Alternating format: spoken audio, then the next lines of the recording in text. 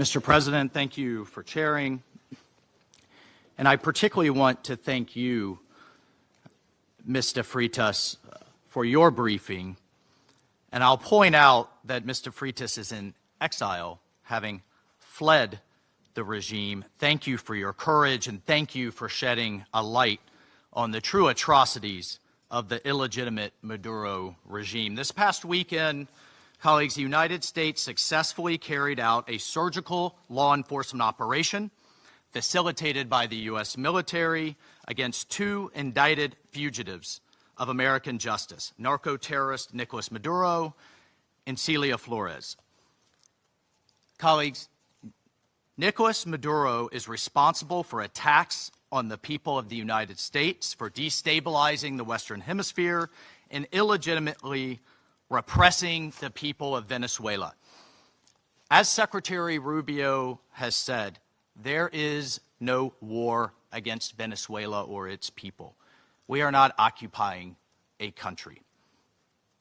This was a law enforcement operation in furtherance of lawful indictments that have existed for decades. The United States arrested a narco-trafficker who is now going to stand trial in the United States in accordance with the rule of law for the crimes he's committed against our people for 15 years. A similar action was taken in 1989 against Manuel Noriega. He was arrested, indicted, convicted in a court of law, served in prison in the United States and in Panama, and the Panamanian people, the American people, are safer for it. And undeniably, the region was more stable. This law enforcement action was directed consistent with the President of the United States' responsibility as Commander-in-Chief to protect Americans at home and abroad against a fugitive who is directly responsible for narco-terrorism that has killed hundreds of thousands of Americans and created destabilizing violence throughout our hemisphere. Nicolas Maduro and his co-defendant, Celia Flores, have been transferred here to the United States to stand trial for their crimes.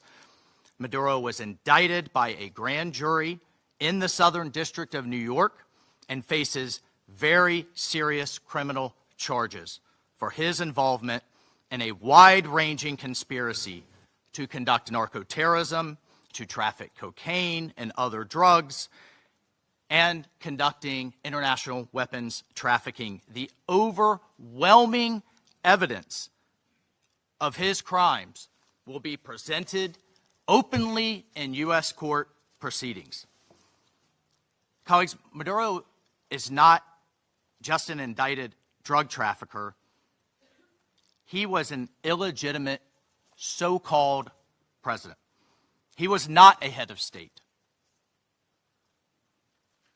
For years, Maduro and his cronies have manipulated Venezuela's electoral system to maintain their illegitimate grip on power. In fact, just 2 years ago in 2024, a UN panel of experts report found that the election in that year was absolutely and completely a farce and fell well short of the most basic transparency and integrity measures essential to upholding credible elections. If the UN and the United Nations in this body confers legitimacy on an illegitimate narco-terrorist and the same treatment in this charter of a democratically elected president or head of state, what kind of organization is this? We should note that over 50 countries, many nations, including the European Union, including a number of Latin American countries in the region, and of course the United States, again, over 50 countries rejected the legitimacy of Maduro's re-election following the disputed 2024 elections and do not recognize him as Venezuela's legitimately elected president. Maduro unlawfully refused to peacefully cede power after the Venezuelan people voted him out of office in the 2024 election. So therefore, Maduro was a fugitive from justice. He is the head of a vicious foreign terrorist organization, Cartel de los Soles. This regime-sponsored enterprise coordinates with and relies on other vicious criminal organizations, namely Tren de Aragua, again, among others, to carry out its objective of using illegal narcotics as a weapon against the United States. And for its part, Tren de Aragua is a designated foreign terrorist organization with thousands of members, many of whom have unlawfully infiltrated the United States and are conducting irregular warfare and undertaking hostile actions against the American people and against the United States. It's terrorizing criminals commit brutal crimes, including murders, kidnappings, extortions, and human, drug, and weapons trafficking. This administration, President Trump, will not stand for it. In fact, in March of 2025, President Trump declared that Tren de Aragua is quote, Tren de Aragua is undertaking hostile actions and conducting irregular warfare against the territory of the United States, both directly and at the direction, clandestine or otherwise, of the Maduro regime in Venezuela. Maduro and his cronies have partnered with some of the most violent and prolific drug traffickers and narco-terrorists in the world for decades, facilitating the flood of illegal drugs coming in the United States, estimated to be several hundred tons annually. He has become rich, incredibly wealthy, off the misery of untold numbers of Americans, Venezuelans, and others, aiding and abetting international terrorist organizations like Hezbollah, coordinating with corrupt Iranian officials, and other malign actors to influence not only the region, but to malignly influence the United States. In fact, in its own 2025 World Drug Report, the United Nations Office on Drugs and Crime identified Venezuela as a key trafficking route in the Western Hemisphere for illegal drugs, predominantly cocaine, entering the United States and increasingly Europe. As Secretary Rubio stated just yesterday, this is the Western Hemisphere. This is where we live. And we're not going to allow the Western Hemisphere to be used as a base of operation for our nation's adversaries and competitors and rivals of the United States. You can't turn Venezuela into the operating hub for Iran, for Hezbollah, for gangs, for Cuban intelligence agents, and other malign actors that control that country. You cannot continue to have the largest energy reserves in the world under the control of adversaries of the United States, under the control of illegitimate leaders, and not benefiting the people of Venezuela, and stolen by a handful of oligarchs inside of Venezuela.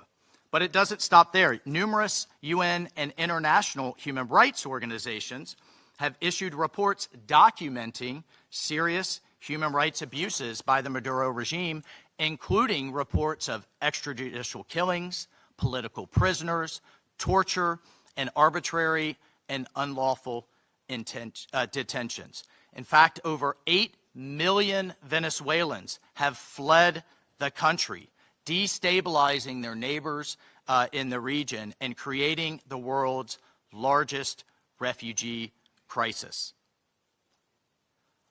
Members of this council, colleagues, the United States wants a better future for Venezuela.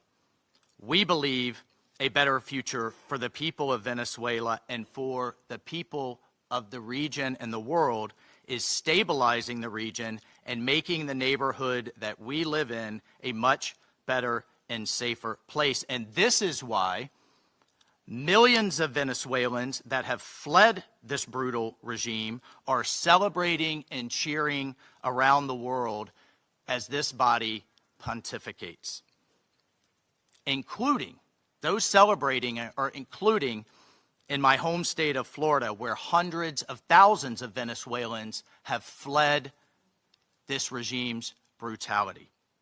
I want to reiterate, President Trump gave diplomacy a chance. He offered Maduro multiple off-ramps. He tried to de-escalate. Maduro refused to take them. President Trump made it clear that the narco-terrorism must stop, and yet it continued.